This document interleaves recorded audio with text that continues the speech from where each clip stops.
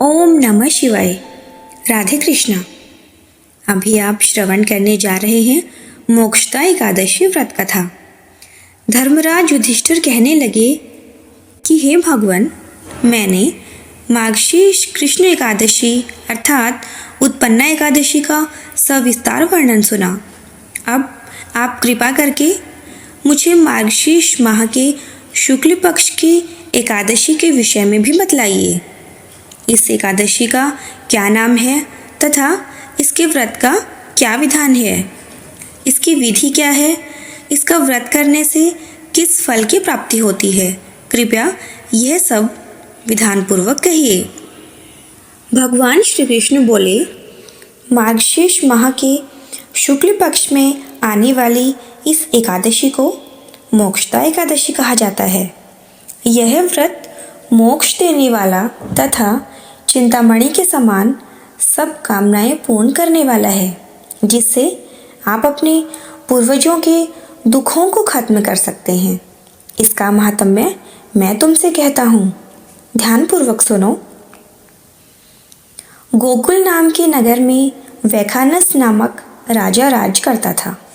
उसके राज्य में चारों वेदों के ज्ञाता ब्राह्मण रहते थे। वह राजा अपनी प्रजा का पुत्रवत पालन करता था। एक बार रात्रि में राजा ने एक स्वप्न देखा कि उसके पिता नरक में हैं। उसे बड़ा आश्चर्य हुआ। प्रातः वह विद्वान ब्राह्मणों के पास गया और अपना स्वप्न सुनाया। कहा, मैंने अपने पिता को नरक में कष्ट उठाते देखा है। उन्होंने मुझसे कहा कि हे पुत्र, मैं नरक में पड़ा हूँ, यहाँ से मुझे मुक्त कराओ। जब से मैंने ये वचन सुने हैं तब से मैं बहुत बेचैन हूँ। चित्त में बड़ी अशांति हो रही है। मुझे इस राज्य, धन, पुत्र, स्त्री, हाथी, घोड़े आदि में कुछ भी सुख प्रतीत नहीं होता। क्या करूं? राजा ने कहा, हे ब्राह्मण देवताओं, इस दुख के कारण मेरा सारा शरीर चल रहा है। अब आप कृपा करके कोई तप, दान, व्रत आदि ऐसा उपाय बताइए जिससे मेरे पिता को मुक्ति मिल जाए। उस पुत्र का जीवन व्यर्थ है जो अपने माता पिता का उद्धार न कर सके। एक उत्तम पुत्र जो अपने माता पिता तथा पूर्वजों का उद्धार करता है, वह 1000 मूर्ख पुत्रों से अच्छा है। जैसे एक चंद्रमा सारे जगत में प्रकाश कर देता है, परंतु हजारों तारे नहीं कर सकते। ब्राह्मणों ने कहा, हे राजन, यहाँ पास ही भूत, भविष्य, वर्तमान के ज्ञाता पर्वत ऋषि का आश्रम है। आपकी समस्या का हल वे जरूर करेंगे। ऐसा सुनकर राजा मुनि के आश्रम पर गया।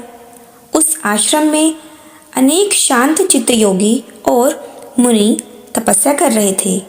उसी जगह पर्वत मुनि बैठे थे। राजा ने मुनि को साष्टांग दंडवत किया। मुनि ने राजा से सांगोपांग कुशल पूछी। राजा ने कहा कि महाराज, आपकी कृपा से मेरे राज्य में सब कुशल हैं, लेकिन अकस्मात मेरे चित्त में अत्यंत अशांति होने लगी है। ऐसा सुनकर पर्वत मुनि ने आंखें बंद की और भूत विचारने लगे। फिर बोले, हे राजन, मैंने योग के बल से तुम्हारे पिता के कुकर्मों को जान लिया है। उन्होंने पूर्व जन्म में कामातुर होकर एक पत्नी को रति दी, किंतु सोत के कहने पर दूसरे पत्नी को ऋतुदान मांगने पर भी नहीं दिया। उसी पाप कर्ण के कारण तुम्हारे पिता को नरक में जाना पड़ा। तब राजा ने कहा, इसका कोई उपाय बताइए। मुनि बोले, हे राजन, आप मार्गशीर्ष एकादशी का उपवास करें और उस उपवास के पुण्य को अपने पिता को संकल्प कर दें। इसके प्रभाव से आपके पिता की अवश्य नरक से मुक्ति होगी। मुनि के ये वचन सुनकर राजा महल में आया और मुनि के कहने अनुसार कुटुंब सहित मोक्षदा एकादशी का व्रत किया। इसके उपवास का पुण्य उसने पिता को अर्पण कर दिया। इसके प्रभाव से उसके पिता को मुक्ति मिल गई और स्वर्ग में जाते हुए वे पुत्र से कहने लगे, हे पुत्र, तेरा कल्याण हो। यह कहकर स्वर्ग चले गए। मार्गशीर्ष माह की शुक्ल पक्ष की मोक्षदा एकादशी का जो व्रत करते हैं उनके समस्त पाप नष्ट हो जाते हैं। इस व्रत से बढ़कर मोक्ष देने वाला और कोई व्रत नहीं है। इस दिन गीता जयंती मनाई जाती है और साथ ही यह धनुर्मास की एकादशी कहलाती है।